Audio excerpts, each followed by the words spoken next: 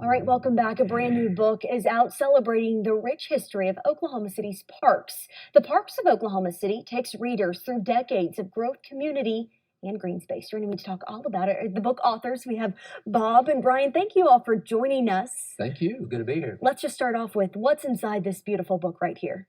Well, it's the story of parks and open space and efforts to beautify our city since 1889. And it got a slow start. It was a frontier boom town, but we had some leaders at the turn of the century. C.G. Gristmill Jones, I think in the book we called him the godfather of the parks. He wanted Wheeler Park, got his father-in-law to donate the land as mayor, got the funding for it, worked with the legislature to get the ability to create a park foundation or trust. And really leaders like that since the beginning and all the way to the very end with what's happened at the zoo and places that'll bring back a lot of shared memories.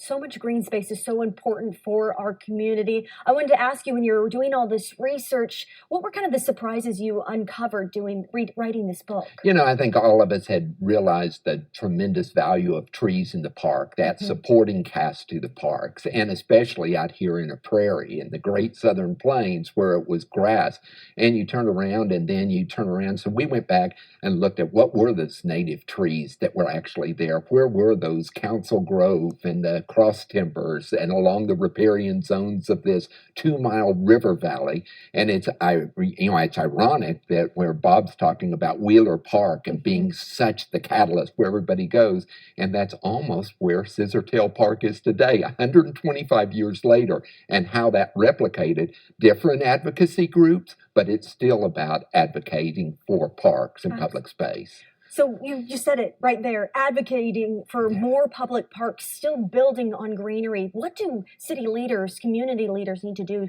to make sure that the next 125 years are just as great as the past? Well, we've been fortunate, starting with Ron Norick and MAPS 1, which is 1993, is that they had the river in MAPS 1. And so people saw the results of that.